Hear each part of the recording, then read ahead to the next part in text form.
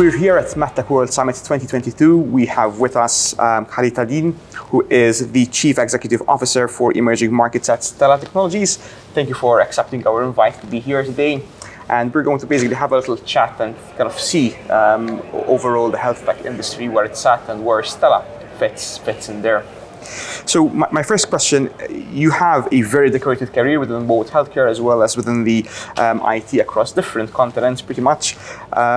In what way maybe do you see countries do health differently? And are there any, perhaps can you give us any insight into where health is going to the future? Sure. So first of all, thank you very much, for having me here. And it's really a great pleasure, and coming to Malta, it was always exciting. To really to come and to see the country, and as well the great platform that you have enabled. Really, thank you for having me here. So having the opportunity actually to do business across different countries in emerging markets in the digital healthcare and in the health tech space, I think that there is really a change, right? So the change is that the emerging market is more hungry to adopt the technology. They are really keen actually to accelerate their adoption and as well to use the technology. I think that COVID-19 as well helped somehow. To go and to look for high tech across the globe and to bring it and to implement it. As a Stella Technology, we are coming from health information exchange business and doing consultancy and as well building solutions for our customers, either healthcare providers, governments, startups, and as well MedTech. So that we had the opportunity to really to serve our customers in the region. And what we in terms of the trends that we are seeing in this case is basically people are looking for interoperability solutions. They are looking for solutions to connect, to have integrated care and to serve the patient in a better way. I think that COVID gave us I think some lessons learned, which is that we need to have a more connected healthcare and more integrated healthcare, to keep going. And what sets Stella Technology maybe from your competitors? Obviously, I guess like you've just pointed out, COVID has certainly pushed more companies to enter the health sphere. I guess we have now a lot of bigger companies, but also boutique firms, which are kind of targeting the hospitals, healthcare institutions. So what is that unique selling point that you think you have over your competitors? Sure. So I'll give a quick overview about Stella. So Stella Technology is a Silicon Valley company. We set up HQ headquarters in San Jose, in California in 2012. And we started building national programs, health information exchange, which is connecting large healthcare providers, insurance, healthcare providers, hospitals, clinics, pharmacies, and patients. So you need to come with certain expertise, that you can connect all of these stakeholders and all of these organizations, right? So the company started building, HIEs in multiple states and as well in regions in US. So we have done around 50 HIEs, in US, and then in the emerging market we start to identify that the same need started, right? So the HIE started in US maybe in 1999. Right, and they have been, those programs usually takes like 5 to 10 years, to achieve those kind of objectives, strategic objective. So we had that expertise of building those national programs, and then in the emerging market they start to have the same vision, just before COVID, but with the COVID it get accelerated. So for example, we have 3 HIEs in UAE, we have Saudi Arabia doing the same, Egypt is working as well toward implementing the first HIE. They have already 3 governorates. Qatar started as well, which is Qatar HIE. So we see that's like a kind of trend in the region, right? So you need a kind of expertise, to do interoperability, to create the standards and specifications, bring the knowledge, to the region, and that's actually what is the differentiator of Stella Technology among other boutiques and all of that, is that that niche of business of health information exchange. So we developed a platform to serve small clinics to be part of those national programs. Okay. So essentially, it's you're pretty much giving a platform as well for everyone to just connect into just one platform. And do you think maybe the bigger companies, say not bigger than Stella, the big companies like Apple, Microsoft that are starting to perhaps also kind of see that this is probably the future, would you see those as being your competitors, or do you see them kind of aligning with your vision and they may be just supportive to what Stella do? Very good question. So we see AWS, Google, for example, Apple, Microsoft, for example, using some of them are using certain components like the cloud. The cloud computing is helping actually for the adoption of the technology, and I truly believe that this is a key component. In the entire ecosystem. So we have global partnerships with AWS. Okay. So we use their technology and we develop on the top of it. So our platform is in those kind of So we use AWS, we use Azure. So they have an amazing platforms because they set up an infrastructure in the country and help you to enable your use cases. So we see them more as partners, honestly, and they support us more actually to serve the end customer. So you can scale and expand this. Exactly, absolutely. And I guess it's probably quite easy to convince millennials and Gen Z that this is the way forward. You've just mentioned the cloud just now, but perhaps maybe the older generations may have a bit of a more issue with things being digitized and maybe particularly with security within these kind of infrastructures. Do you think that in the future we'll be having issues with security, or do you think we've already kind of reached capacity to deal with any cyber attacks that there might be? Yeah, I think that security is a responsibility of everyone. It's a responsibility of companies like Stella Technology, where we are delivering our solutions, is a responsibility of the hyperscalers like AWS, Azure, Oracle Cloud, or Google Cloud, or wherever, right? And as well the end customers sometimes. Okay, so if it is a government or if it is a private sector. So we try to, first of all, that when we design our solutions, we know that, for example, medical records are one of the most targeted components. In the web, in the nets. People are looking for medical record of others because it's a very sensitive information, right? So we are very cautious. So we usually engage a third-party firm that they do penetration tests, that they come with expertise, that they are very niche in the security. Not only our team, we do have capabilities of security, digital security, while we are implementing our solutions.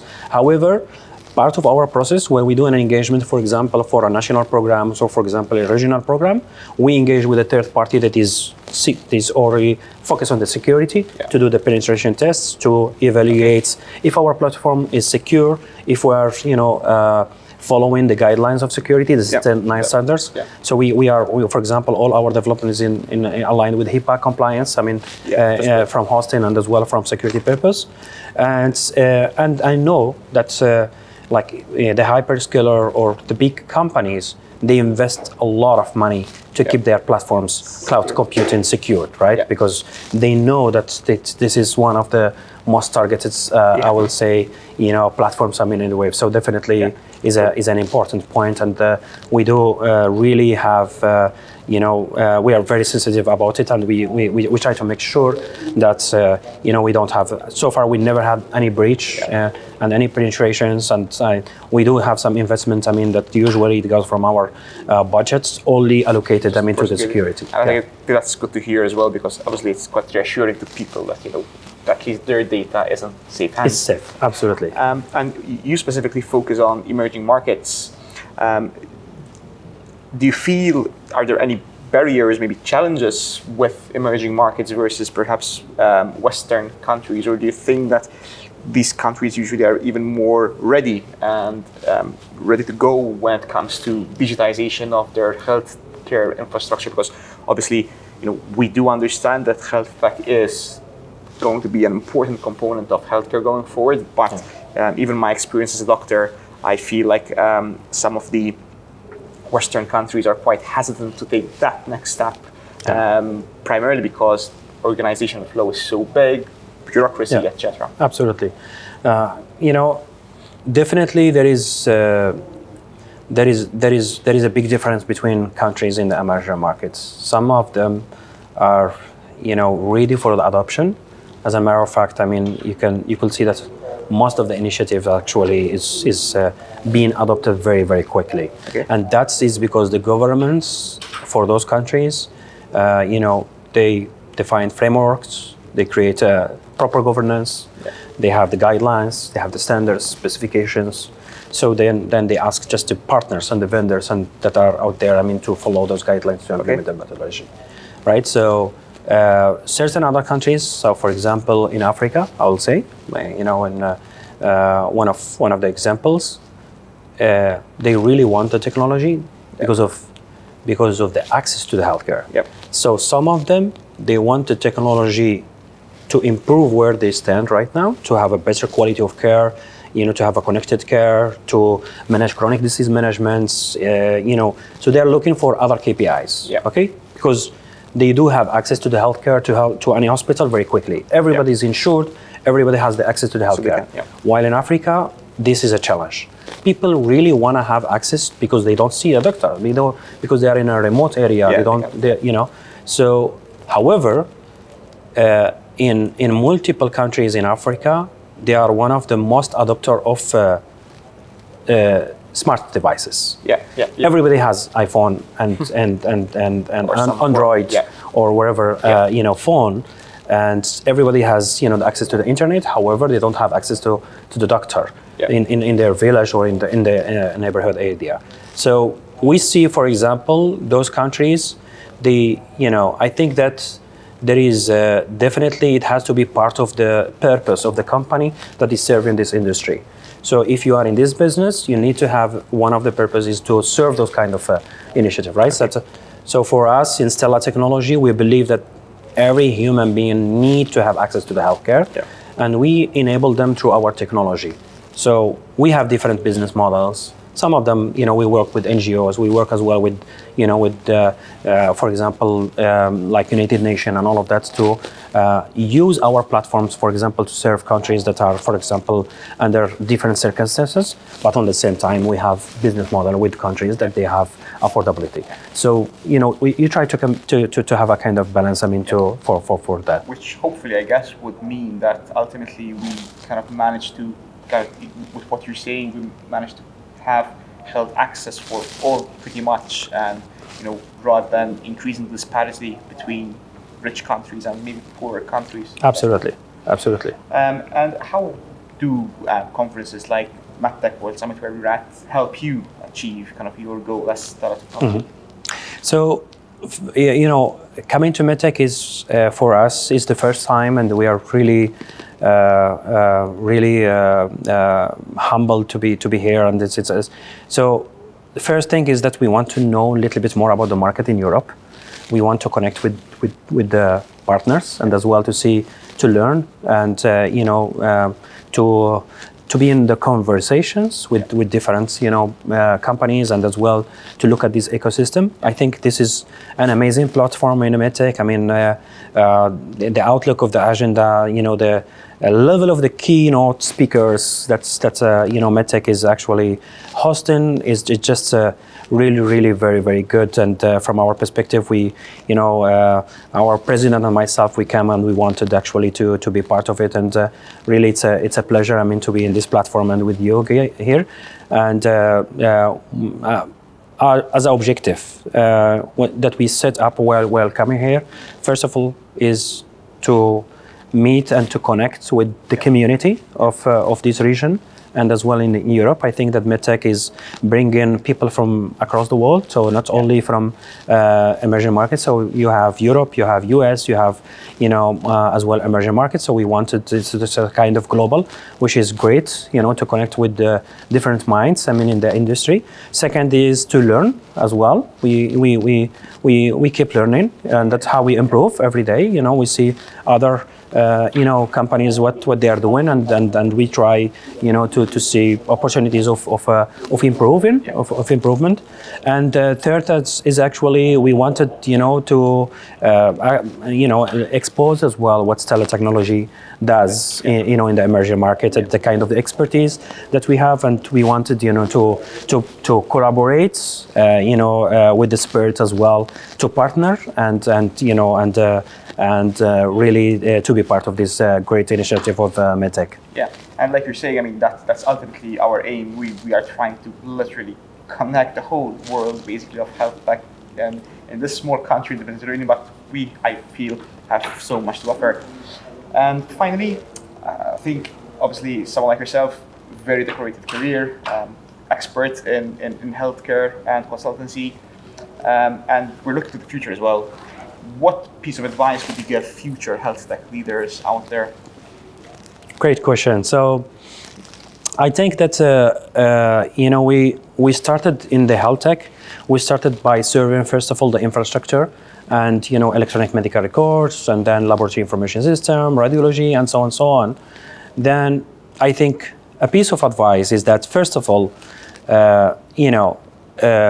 try to have right now connected healthcare with the patient on the center, right? For example, it has to be the foundation of what your purpose, right? It has to be the foundation of what you do in a day-to-day in the healthcare industry. Yeah. So integrated care models, healthcare, connected, and so it's very important, and that's why interoperability is one of the topics that I will be sharing as a keynote. I think is a fundamental point to have a more connected healthcare, right?